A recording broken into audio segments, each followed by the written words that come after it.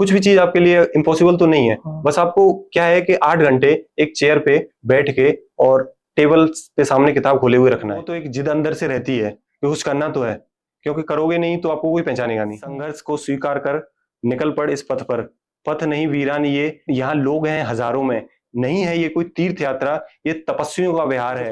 अभिनय सर है, गगन सर है, अभी आदित्य रंजन सर है, रेमो सर है, पवन राव सर है। एस्पायरेंट्स हैं, वो क्या करते हैं कि बेसिक ग्रामर रूल्स ही पढ़े जा रहे हैं, उसी को रिवाइज करे जा रहे हैं 4 साल हो गए, लेकिन एक हद तक हमें रुक जाना है बेसिक। हेलो नमस्कार, स्वागत है आप सभी का एक बार फिर से मोटिवेशन फैक्ट्री के शानदार प्लेटफॉर्म पर। मेरा नाम है अंकित शर्मा और आज के इस वीडियो में हमारे साथ दीपेंद्र भाई हैं।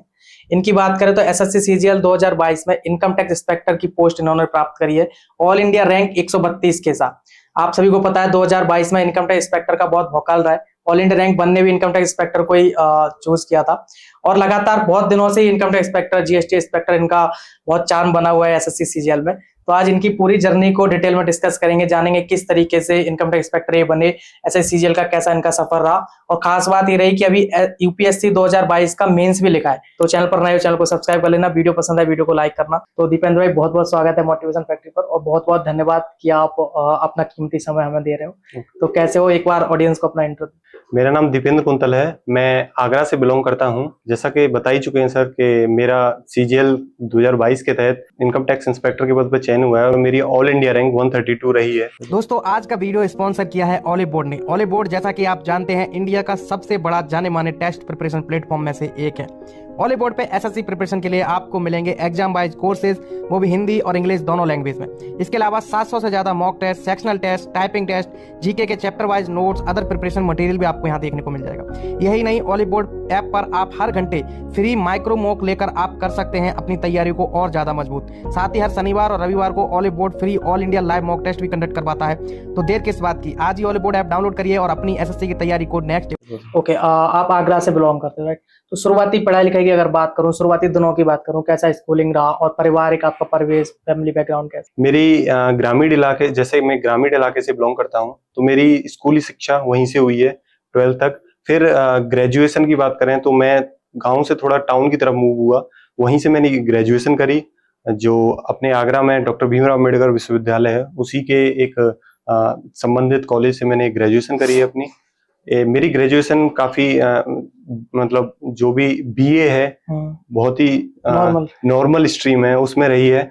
एज सच कोई बड़ा कॉलेज भी बहुत कम गए हो? कॉलेज हाँ उतना नहीं गया मैं जितना मतलब बड़े बड़े विश्वविद्यालयों में जाना होता है उतना तो। ओके, अभी आप इनकम टैक्स इंस्पेक्टर, जब आपका रिजल्ट आया आपको पता चला कि आप इनकम टैक्स इंस्पेक्टर बन गए और आज आप दिल्ली में अपने फादर साहब के साथ आए हुए हो, ज्वाइनिंग के लिए आप जा रहे हो। तो जब से इनकम टैक्स इंस्पेक्टर का पता चला है, कैसे लाइफ में कुछ बदलाव आए, कैसा माहौल है, कैसा लग रहा है? काफी अच्छा लग रहा है। और जब से मैं बना हूँ, मेरा 13 मई को रिजल्ट आया था, तो उस दिन से इतना मतलब जो अंदर सेल्फ मोटिवेशन होता है, जो सेल्फ कॉन्फिडेंस होता है, वो काफी ज्यादा पीक पे चला गया था। मेरा एग्जाम था 28 मई को प्रीलिम्स का, तो जो पद से चयनित होने के बाद में जो मेरा कॉन्फिडेंस था वो प्रीलिम्स के एग्जाम में झलकने को देखने को प्राप्त हुआ। मुझे काफी अंदर से विश्वास हो गया था कि मेरा एग्जाम निकल गया है, यूपीएससी अब बस आगे की राह है और वो भी आसानी से, मतलब उतना आसानी से नहीं तो, लेकिन मैं जिस प्रकार से मेहनत कर रहा हूँ उस प्रकार से यूपीएससी को भी निकाल ले जाऊंगा। ओके, कौन सा अटेम्प्ट था सीजीएल का? सीजीएल का मेरा सेकंड अटेम्प्ट था। Second attempt. कब से आपने तैयारी शुरू करी? और जो शुरुआती दिनों का होता है ना कि एक कंफ्यूजन होता है स्टूडेंट के अंदर कि मुझे कहीं कोचिंग लेना है या फिर मैं दिल्ली जाऊं, क्योंकि दिल्ली का भी आपको पता होगा मुंबई कोचिंग हब है। तो ये सब कैसे हुआ एसएससी का सिलसिला? एसएससी का सिलसिला शुरू हुआ था यूपीएससी के मध्य में ही। मैं यूपीएससी के लिए बुक्स पढ़ रहा था, ज्योग्राफी पढ़ता था, पॉलिटी पढ़ता था, इकोनॉमिक्स पढ़ता था। तो ये सारी चीजें पढ़ने के बाद में आपको कुछ ऐसा लगता है कि कुछ अलग होना चाहिए, कभी कभी ऐसी बोरियत सी फील होने लगती है। तो मेरी बोरियत को जो हटाने का तरीका था, मुझे लगा मैथमेटिक्स। मुझे मैथमेटिक्स काफी अपील करता है। मैं जो स्कूलिंग से भी या फिर बाद में भी जो मैंने डिफेंस के एग्जाम्स दिए उसमें भी मैथमेटिक्स है, उसमें मेरा बेस है जो काफी स्ट्रांग रहा है। तो मैंने अपना मैथमेटिक्स को एक जो बोलते हैं ना कि बोरियत से हटने का एक सब्जेक्ट की तरह चुन लिया। तो रात जैसे मैंने पूरे दिन यूपीएससी की पढ़ाई कर ली, तो रात में लगता था यार क्या तो सो जाओ थक के या फिर कुछ और पढ़ लो। तो तो मैंने यूट्यूब पे जो वीडियोस होती हैं, मैराथन क्लासेस होती हैं, जैसे परसेंटेज वगैरह हुआ या फिर प्रॉफिट एंड लॉस हुआ, मैं देखने लग गया।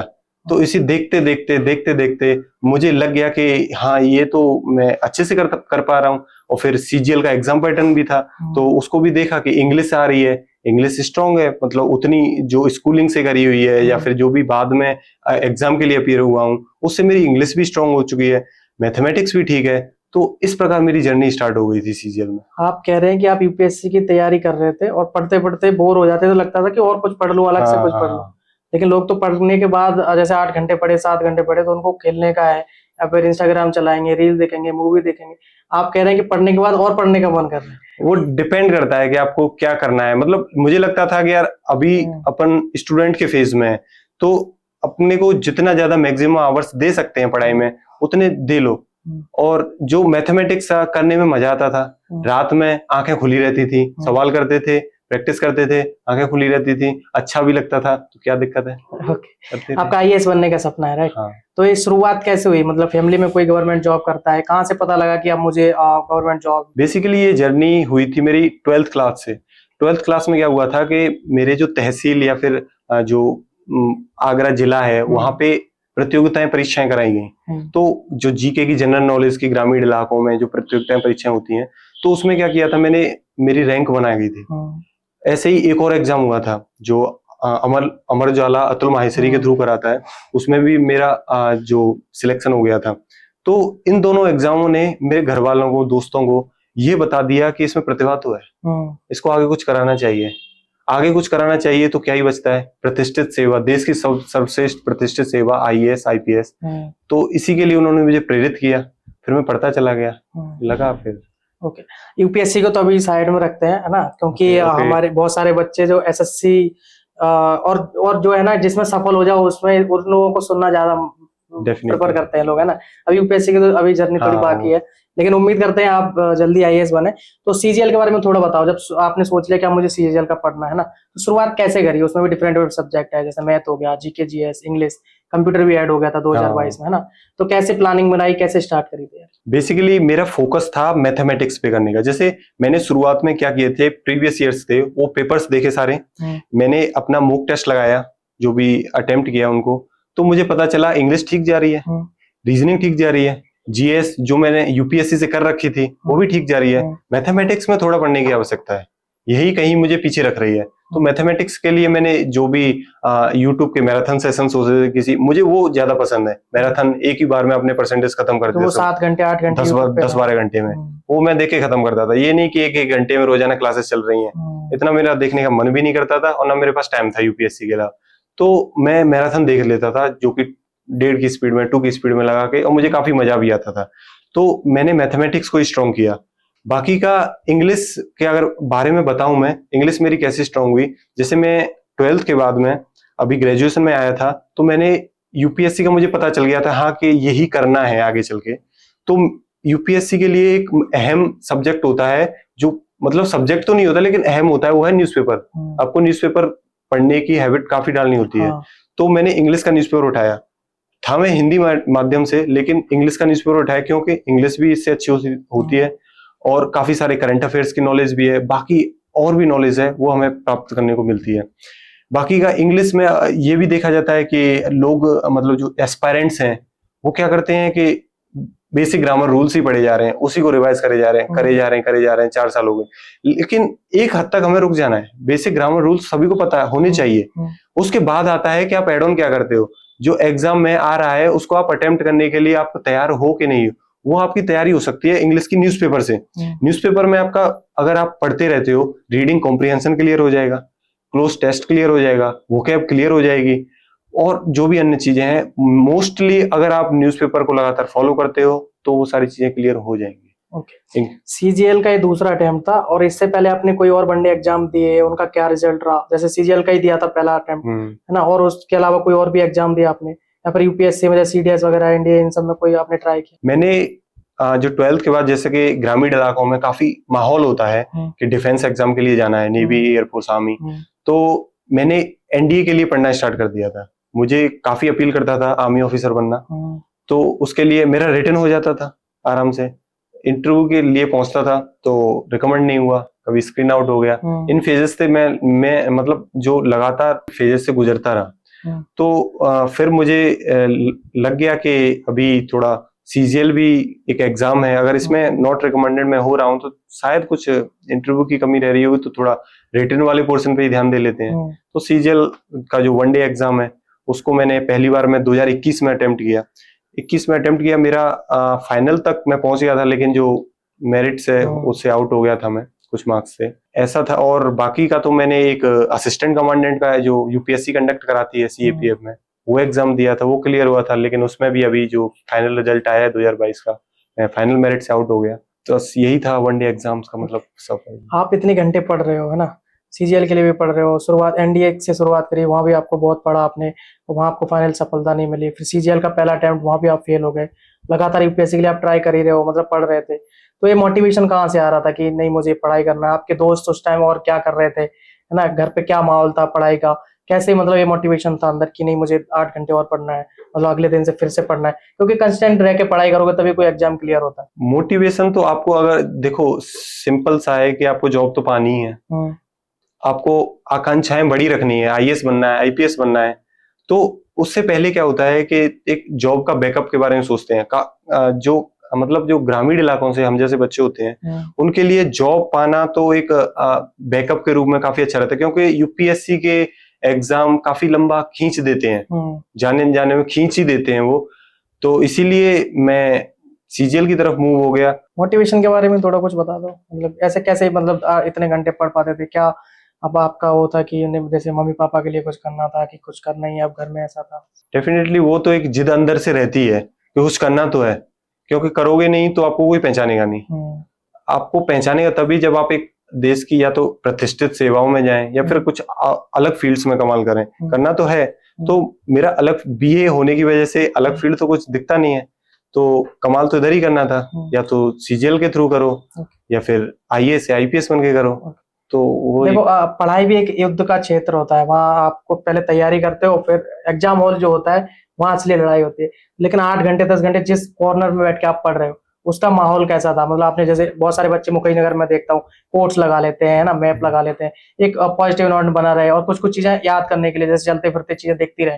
जैसे एसएससी सीजीएल में बात करें तो स्क्वायर रूट, ए क्यू रूट, ए वगैरह चिपका लेते हैं। आप कैसे मतलब क्या क्या मोटिवेशनल कोट्स लगाए थे, कैसा था? मेरा ऐसा कोई मोटिवेशन पोस्टर तो लगा के नहीं रखता था, लेकिन अंदर से ऊर्जा थी, ऊर्जा बनी हुई थी। स्कूलिंग के दौरान से, ग्रेजुएशन के दौरान से एक अंदर ही आंतरिक ऊर्जा बनी हुई थी कि मुझे पढ़ना है और एक प्रतिष्ठित सेवाएं अर्जित करनी है। उसके लिए मैं क्या करता था, जैसे मेरा पढ़ने का घर पे मन नहीं हुआ तो मैंने नियर बाई लाइब्रेरी ज्वाइन कर ली, उससे काफी अच्छा फायदा रहता था। वहां पे एनवायरनमेंट काफी अच्छा मिल जाता था, 4 दोस्त भी मिल जाते थे, उनसे कुछ सीखने को मिलता था, कुछ बताने को मिलता था, कंपटीशन भी रहता था। तो ये सारी चीजें मुझे मतलब लगातार इस एग्जाम के थ्रू बनाए रखें। बहुत सारे बच्चे कमेंट करते हैं कि उनकी स्कूलिंग इतनी अच्छी नहीं हो पाई है, किसी कारणवश नहीं पढ़ पाए होंगे, लेकिन अभी उनकी पढ़ने की बहुत इच्छा है और पढ़ते भी बहुत अच्छा है वो, लेकिन उस टाइम उनकी परसेंटेज बहुत कम रहेगी। जैसे 10th में किसी की 50% बन पाए, 12th में और कम रहेगी, या फिर 60% तक मतलब एवरेज रहे। तो वो पूछते हैं क्या हम मतलब सीजीएल की तैयारी कर सकते हैं, क्या हम यूपीएससी की तैयारी कर सकते हैं? तो ये परसेंटेज मैटर करते हैं कहीं? परसेंटेज अगर आप में जज्बा है ना तो कुछ मैटर नहीं करेगा।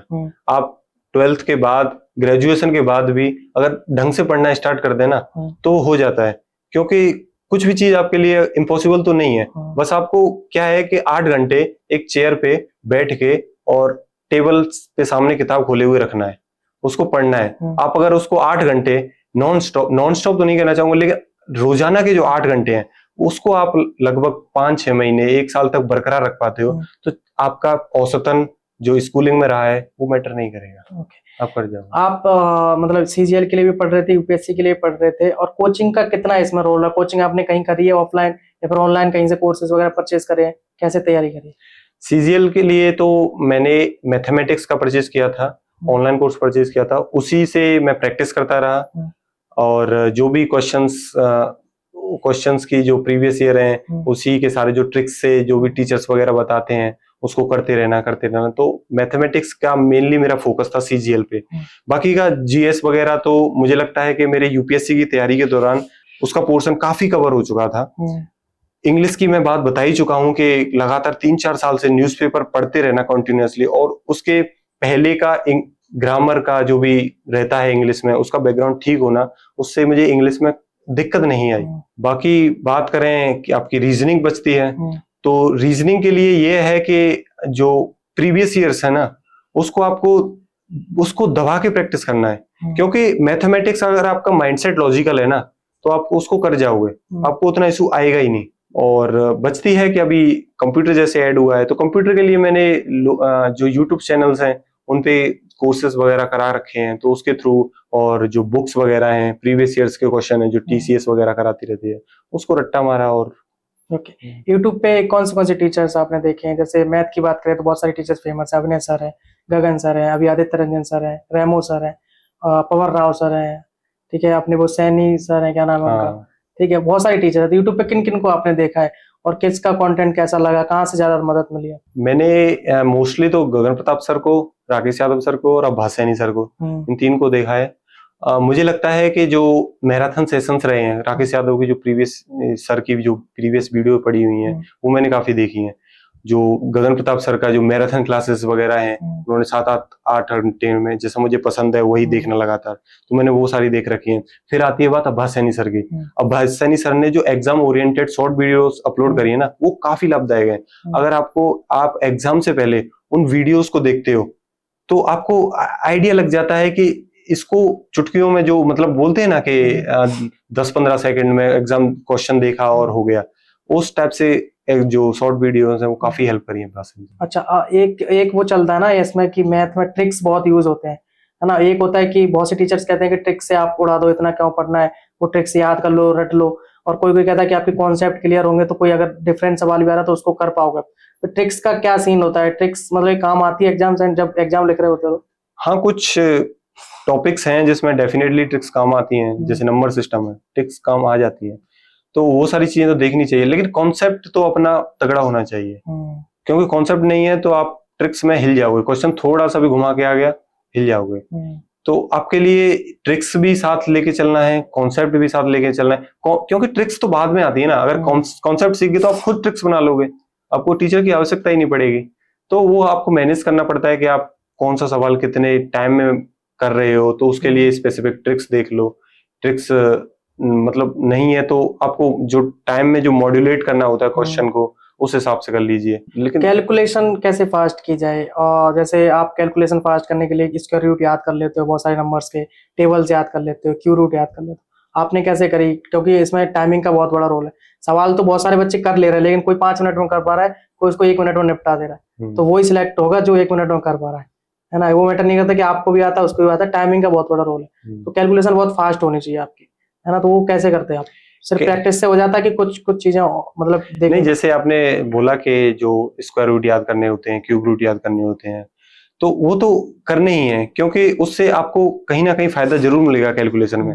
लेकिन जो कैलकुलेशन की बेसिक्स जो स्ट्रांग होगी, वो आपको प्रैक्टिस करने से होगी। लगातार आप प्रैक्टिस करे जा रहे हैं, उसी से कैलकुलेशन स्ट्रांग होगी। ओके, अभी जो 2024 के लिए बनना चाहते हैं इनकम टैक्स इंस्पेक्टर, सपना देख रहे हैं, जीएसटी इंस्पेक्टर बनना चाहते हैं, इंस्टाग्राम पर, यूट्यूब पर लगातार रील्स देखते हैं वर्दी वाली, जो जीएसटी इंस्पेक्टर को वर्दी मिलती है, शायद इनकम टैक्स इंस्पेक्टर में तो कोई वर्दी नहीं होती है ना? ओके, तो उन लोगों के लिए आप मतलब कैसे, पहले स्ट्रेटजी पे बात कर लेते कि 2024 की अगर कोई आज से तैयारी स्टार्ट करता है, या ये पहले तो आप ये बताओ कि राइट टाइम क्या होगा, अभी से स्टार्ट कर देनी चाहिए या फिर अभी लेट हो गया वो? डेफिनेटली अभी काफी टाइम है, मुझे लगता है 7-8 महीने तो है ही। जैसे एग्जाम शेड्यूल 2024 का होने को है, तो आप कहीं भी लेट नहीं हो। आप अगर आज ही से स्टार्ट कर दोगे तो आप कभी लेट नहीं हो। आपको बस आइडेंटिफाई करना है मेरी स्ट्रेंथ क्या है, वीकनेस क्या है, क्योंकि कुछ सब्जेक्ट होते हैं जिसमें आप काफी अच्छा बेहतर कर लेते हो। आप इंग्लिश में बेहतर कर रहे हो सकते हो, आप मैथमेटिक्स में बेहतर कर रहे हो सकते हो, तो आपको ये आइडेंटिफाई करना है किसमें बेहतर कर रहा हूँ, किसमें नहीं कर रहा हूँ। तो उस सब्जेक्ट को आइडेंटिफाई करके उसी पे ज्यादा फोकस करना है। मेनली चीजें ये भी देखी जाती हैं कि जैसे मार्क्स का वेटेज है, मेंस में CGL के मेंस में देख रहे हैं हम कि इंग्लिश का वेटेज इस साल से मतलब काफी बढ़ गया है, 135 मार्क्स से हो गई है। तो हमको इंग्लिश पे ज्यादा फोकस करना है। तो इंग्लिश पे फोकस करने के लिए जैसे वही है कि आपको जैसे वोकैब वगैरह अगर प्रिपेयर करनी है, या फिर कंप्रीहेंशन, क्लोज टेस्ट, तो आप बेसिक ग्रामर रूल्स पढ़ लीजिए, उसको पढ़ के खत्म करिए, फिर आप आइए, मैं एड ऑन कैसे कर सकता हूँ, न्यूज़पेपर पढ़ के एड ऑन कर सकता हूँ क्या, मैं न्यूज सुन के एड ऑन कर सकता हूँ क्या, मैं क्या ऐसा करंट अफेयर का कोई इंग्लिश का आर्टिकल पढ़ लेता हूँ जिससे मेरा काफी हेल्प मिल जाए, क्योंकि जो PQRS वगैरह अरेंज करने के लिए होते हैं या फिर कंप्रीहेंशन होती है, वो करंट से उठा के डाल देते हैं। तो आपको करंट के बारे में नॉलेज होगी तो आप कर जाओगे। जैसे लास्ट ईयर ही जो आया था तो उसमें कुछ क्लाइमेट चेंज वगैरह, इससे बायोडाइवर्सिटी, ये सारी चीजें आती रहती हैं। अगर आपको नॉलेज है तो आपका टाइम भी कम बचेगा, मतलब टाइम बचेगा कि आप पैसे जल्दी से पढ़ जाओगे, और आपको एक प्री नॉलेज होगी कि ये क्वेश्चन है, इसका आंसर ये हो सकता है, ये फेवरेबल लग रहा है। अगर आप पैसे से भी पकड़ नहीं पा रहे हो तो ये फेवरेबल लग रहा है, ऐसे करके नहीं, ऐसे नहीं चलते। देखो, जो बच्चे देख रहे हैं अभी बिल्कुल फ्रेशर है ना, और आपकी रैंक आई है 132, इनकम टैक्स इंस्पेक्टर आप बने हो, जो कि एक जो फर्स्ट रैंक आई उसने भी वो पोस्ट ली है, पोस्ट वाइज आप रैंक 1 ही है, ठीक है। तो आपसे बहुत सारी उम्मीद है बच्चों को, तो शुरू से बिल्कुल बेसिक से बताना है। उनने सिर्फ अभी SSC के बारे में सुना है और थोड़ा बहुत सिलेबस देख लिया है। तो जैसे सब्जेक्ट वाइज लेकर चलते हैं, तो आपने जैसे शुरू किया तो कौन सी किताबें उनको रिक्वायरमेंट रहेगी, कौन सी किताबें शुरुआत में उनको लेनी है? ऐसा भी नहीं कि पूरी किताबें लेके लाइब्रेरी बना ली, आप समझ में नहीं आ रहा क्या पढ़े क्या नहीं। जैसे पूरा सब्जेक्ट वाइज लेके मैथ की शुरुआत करते हैं, मैथ, इंग्लिश, GK GS और वो रीजनिंग, इन सब के लिए कौन सी किताबें उनको लेनी है, ठीक है, कितना कितना पढ़ना है, क्या स्ट्रेटजी बनानी है, कैसे करना है, वो सब आप बता दो सब्जेक्ट वाइज। किताबें तो ज्यादा नहीं लेनी है, जैसे कि 4 ही सब्जेक्ट हैं, तो 4 सब्जेक्ट हैं। आप मैथमेटिक्स के लिए क्या प्रिपेयर कर सकते हो, जैसे मार्केट में काफी सारे नोट्स अवेलेबल होते हैं, राकेश यादव सर के नोट्स हैं, तो उनको आप पढ़ सकते हो। बाकी फोकस कहाँ पे करना है आपको ज्यादा, जो प्रीवियस ईयर्स के क्वेश्चन होते हैं उन पे मैथमेटिक्स में ज्यादा फोकस करना है। बाकी हुआ रीजनिंग का, तो रीजनिंग में अभी थोड़ा सा पैटर्न जो क्वेश्चंस का है, थोड़ा सा मतलब कथन कार्ड वाले क्वेश्चंस भी आने लगे, निष्कर्ष वाले भी आने लगे।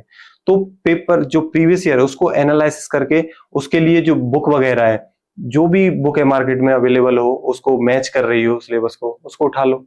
रीजनिंग के लिए हो सकता है। इंग्लिश की बात आती है, इंग्लिश के लिए कोई भी जो बेसिक की ग्रामर है वो तो आपको शुरुआत में अपनी स्ट्रॉन्ग करनी है। बेसिक ग्रामर स्ट्रॉन्ग कर लिया आपने, बाद में आता है जो भी न्यूज़पेपर वगैरह में बता रहा था, तो उसके लिए कोई भी मार्केट में परफेक्ट कंपटीशन की जो बुक हो सकती है उसको उठा लो, तो हो सकता है। जीके के लिए मैं बताना चाहूंगा कि जो लूसेंट की बुक होती है वो मार्केट में काफी फेमस है और वो काफी कारगर है। आप उसको थोड़ा थोड़ा याद करना स्टार्ट करो, क्योंकि 7-8 महीने तो है ही। आप सुबह उठ के या फिर जो भी जैसा भी आपका शेड्यूल रहता है, तो उसको याद करना स्टार्ट करोगे, रटना स्टार्ट करोगे, किसी यूट्यूब के सहारे हेल्प से उसको करना स्टार्ट करोगे, तो जीके भी आप काफी 7-8 महीने में आपका बेस काफी स्ट्रांग हो सकता है। तो ये सारी चीजें मैटर। कंप्यूटर कैसे करना है? कंप्यूटर के लिए एक बुक आती है पिनेकल की, मैंने तो वही पढ़ी थी। और जो अगर आपको कंप्यूटर जैसे कि समझ में नहीं आता है, खुद से पढ़ने बैठोगे तो कंप्यूटर उतना समझ में नहीं आता है, उसके लिए क्या कर सकते हो, आप कोई टीचर पढ़ा रहा हो यूट्यूब से, उसको देख लो। टॉपिक हुआ, कोई शॉर्टकट्स हैं तो यूट्यूब पे डालो शॉर्टकट्स, वो समझा देगा, ट्रिक से याद भी करा देगा। तो ऐसे मेथड्स। ओके, आपका पहले अटेम्प्ट में सीजीएल नहीं हुआ है ना, तो आपने 2 साल तैयारी करी सीजीएल की, तो आपको क्या लगता है कि जो नए एस्पिरेंट्स है वो शुरुआती दौर में बहुत सारी गलतियां करते हैं, इनकी वजह से उनका सिलेक्शन नहीं हो पाता है, तो ऐसी कुछ नंबर ऑफ मिस्टेक्स आप बताना चाहो, आपने ऑब्जर्व किया अपनी तैयारी के दौरान कि कुछ एस्पिरेंट्स ये गलतियां कर रहे हैं, अगर आपसे कुछ ऐसी मिस्टेक्स हुई, पहले अटेम्प्ट में आपका हुआ नहीं, तो आपने देखा हो कि मेरे से ये गलतियां हुई इसलिए शायद नहीं हुआ, तो क्या नंबर ऑफ मिस्टेक्स वो 2 या 3 रहेंगी या 4 कि जो बच्चों को बिल्कुल नहीं करना अगर उनको सिलेक्शन लेना है? मिस्टेक्स को कम करने के लिए आप क्या कर सकते हो, जो प्रैक्टिस है ना, जैसे प्रैक्टिस मैथमेटिक्स की नहीं होती, प्रैक्टिस इंग्लिश की भी होती है। आपको पीवाई मैंने क्या किया था 2021 में, मैंने उतनी प्रैक्टिस मैथमेटिक्स से नहीं करी थी, तो उसकी वजह से मेरे मैथमेटिक्स में कम मार्क्स रह गए थे। मतलब जो पेपर आसान आया था उसके हिसाब से मेरे 155 के करीब मार्क्स थे मेरे, लेकिन ज्यादा हो सकते थे। तो मैथमेटिक्स में आपको प्रैक्टिस करनी है, जो मैंने नहीं करी थी पहले अटेम्प्ट में। बाकी का फिर मैंने प्रैक्टिस करना स्टार्ट कर दिया था, तो काफी सारे मॉक भी लगा लिए थे मैंने, 100-150 जो भी हैं, काफी सारे मॉक लगाए पड़े हैं मैंने। तो वो सारी चीजें, मॉक टेस्ट लगाते रहना है और प्रैक्टिस करते रहना है। और दूसरी चीज ये है कि जो कंटिन्यूटी होती है ना आपकी प्रिपरेशन में, 8 घंटे पढ़ना, उसको बनाए रखना है। ये नहीं कि 8 घंटे आज पढ़ लिए, कल 2 घंटे, परसों कुछ नहीं, फिर 8 घंटे। कंटिन्यूटी बना के रखनी है, उससे आपको डेफिनेटली एक जो एग्जाम का ट्रैप होता है ना उसके अंदर बने रहोगे, और आप उस ट्रैप से एग्जाम देने के बाद सिलेक्शन के रूप में बाहर भी निकलोगे। तो ये सारी चीजें हैं। और थोड़ा सोशल मीडिया से कुछ समय के लिए दूर रह सकते हो। या फिर अच्छा कंटेंट देखो। हाँ, या अच्छा कंटेंट वो है ना यूट्यूब पे, अच्छा कंटेंट देखो, लेकिन बाकी के सोशल मीडिया ऐप से थोड़ा दूर रह सकते हो, क्योंकि जॉब मिल जाएगी तो ये तो बनाना ही है फिर अकाउंट्स वगैरह। ओके, एक दिक्कत क्या होती है बच्चों के साथ, अकेले पढ़ जाते हैं वो तैयारी के दौरान, जैसे घर से तैयारी कर रहे हैं तो अमूमन क्या होता है, पेरेंट्स को भी इतना कुछ नहीं पता होता है जैसे यूपीएससी या एसएससी के बारे में, तो उनसे भी वो बातें नहीं कर सकते हैं ना, और फ्रेंड्स से वो कट जाते हैं क्योंकि उनको ऐसा लगता है कि अगर फ्रेंड्स वगैरह डिस्टर्ब करेंगे, है ना, या फिर कहीं पार्टी करने ले जा रहे हैं, घूमने जा रहे हैं, है ना, तो वहां से भी कट जाते हैं। और कोचिंग वोचिंग का इतना उनके पास बंदोबस्त है नहीं कि डायरेक्ट मेंटर से प्रोग्राम ज्वाइन कर लें तो डायरेक्ट टीचर से बात हो जाए, तो वो अकेले बहुत पढ़ जाते हैं। तो उस टाइम जैसे आपके तैयारी के दौरान आप भी कभी ऐसा फील हुआ कि बहुत अकेले पढ़ गए, बहुत फ्रस्ट्रेशन हो रही है, उस दौरान क्या आप जैसे करते थे, कैसे उसको मतलब टैकल करते जैसे आपने बोला कट जाते हैं, तो डेफिनेटली कटना जरूरी है। हैं? आपके जो फ्रेंड सर्कल है ना, उसमें एक दो मित्र भी, आपके परिवार वाले आपको अच्छा से सपोर्ट कर रहे हैं तो इनफ है वो। बाकी लोगों से आप कट भी जाते हैं, कोई दिक्कत नहीं है, उनसे आप बाद में जुड़ जाएंगे, लेकिन जो 7-8 महीने एग्जाम के साइकिल के हैं उसमें आपको डेफिनेटली करना चाहिए, क्योंकि आपको ऑफलाइन तो किसी से कांटेक्ट बनाने में उतना नहीं फोकस करना चाहिए। आप ऑनलाइन बनाओ ना, जैसे यूट्यूब से टीचर से ऑनलाइन बना लो, काफी टीचर्स हैं, वो भले ही वन वे इंटरेक्शन होता है, लेकिन आप उनको सुनोगे, जैसे मैथमेटिक्स के टीचर हैं, उस पर ज्यादा फोकस करोगे तो आपका मन भी लग जाएगा, आप कटा हुआ उतना फील नहीं होगा। जैसे मेरा फ्रस्ट्रेशन तो मेरा तभी होता था, जैसे मेरे 2021 में मार्क्स कम आए थे मेंस में, तो मुझे काफी फ्रस्ट्रेशन हुआ था, लेकिन उस फ्रस्ट्रेशन को मैंने अपनी कंटिन्यूटी नहीं बनने दिया। मैं उस रात तो थोड़ा परेशान होकर सो गया, लेकिन जो दूसरी सुबह जागा ना मैं, तो उतना ही रिफ्रेश था कि अब तो इसको फोड़ना है, अब तो पार निकलना है, तो बस लगा रहा। जब आप तैयारी कर रहे थे तो सीरियस जब आपकी पढ़ाई चल रही थी, है ना, तो उस टाइम क्या रूटीन आपका रहता था, और अगर 2024 के जो बच्चे तैयारी शुरू करेंगे तो क्या एक हेल्दी रूटीन क्या होना चाहिए एस्पिरेंट? हेल्दी रूटीन ये डिपेंड करता है, जैसे कि आपको शेड्यूल बनाना है कि मुझे 8 घंटे पढ़ने हैं, या किसी का 6 घंटे में पढ़ने के हो जा रहा है, या किसी को 10 घंटे की आवश्यकता हो सकती है, तो वो अपने अकॉर्डिंग अपनी सब्जेक्ट की जो स्ट्रेंथ है या फिर वीकनेस है उनको पहचान के, और जो एग्जाम का जो पैटर्न है और जो मार्क्स वेटेज है उसके अकॉर्डिंग आपको प्रायोरिटी सेट करनी पड़ेगी कि मेरी इंग्लिश का ज्यादा वेटेज है तो इंग्लिश पे मैं ज्यादा ध्यान दूं, जीके उतना वेटेज नहीं है तो थोड़ा जीके को कम प्रायोरिटी दे सकता हूँ, लेकिन देनी तो है, लेकिन प्रायोरिटी सेट तो करनी पड़ेगी ना कि कौन पहले चाहिए, तो इंग्लिश या फिर इंग्लिश को प्रायोरिटी दे सकते हैं आप, फिर आपका वो कंप्लीट हो गया, मैथमेटिक्स और जो रीजनिंग है वो साथ ही कंप्लीट हो जाएंगे, फिर आप जीके पे भी आ सकते हो, तो प्रायोरिटी सेट करना भी जरूरी है। ओके, चलिए बहुत कुछ चर्चा कर ली अपने, बहुत सी बातें होगी। लास्ट में अगर आपको कुछ लग रहा है कि कुछ बातें छूट रही हैं हमसे, या फिर मैं कुछ पूछना भूल गया हूँ, तो आप लास्ट में या फिर कुछ मैसेज किसी को देना चाह रहे हो, है ना, जो बच्चे आपको देख रहे हैं उनको लास्ट में क्या बोलोगे आप, चाहे वो मोटिवेशनल पर्सपेक्टिव हो, स्ट्रेटजी पर्सपेक्टिव हो, आखिरी शब्द क्या होंगे? आखिरी शब्द तो यही है कि आपकी मेहनत है वो भले ही किसी कॉर्नर में बैठे हुए हो सकती है, वो वहां पे अंधेरा भी हो सकता है, लेकिन जिस दिन सक्सेस मिलेगी उजाला, कॉर्नर तो छोड़ो, पूरे जो वहां पे आप रहते हो वहां पे उजाला होगा, आपकी लाइफ में उजाला होगा। तो मैं तो यही कहूंगा कि संघर्ष को स्वीकार कर निकल पड़ इस पथ पर, पथ नहीं वीरान ये, यहाँ लोग हैं हजारों में, नहीं है ये कोई तीर्थ यात्रा, ये तपस्वियों का विहार है, कांटे युक्त मार्ग की ये राह की मंजिल फूलों का संसार है। तो फूलों को संसार लेना है आपको, तो कांटों पे थोड़ा चल लीजिए, मिलेगा, लगे रहिए। ओके भाई, काफी अच्छा लगा आपसे बात करके। उम्मीद करते हैं दोस्तों आपको भी बहुत कुछ सीखने को मिला होगा भाई की जर्नी से, जैसा कि उन्होंने सारी चीजें आपके साथ शेयर करी और स्ट्रेटजी भी आपको बताई और रूटीन भी बताया, लास्ट में एक बढ़िया मोटिवेशनल कोट्स भी आपके लिए बोला है। तो अगर आपने इस तैयारी शुरू नहीं करी है तो कर दीजिए, अभी समय आपके पास है ऑलरेडी। 2024 में आपके भी सितारे चमक सकते हैं, आप भी income tax inspector, GST inspector, जो भी आपकी डिजायर पोस्ट है आप उसे प्राप्त कर सकते हैं और मोटिवेशन फैक्ट्री के मंच तक आ सकते हैं। तो यहाँ तक वीडियो देखने thank you so much, bye bye and take care.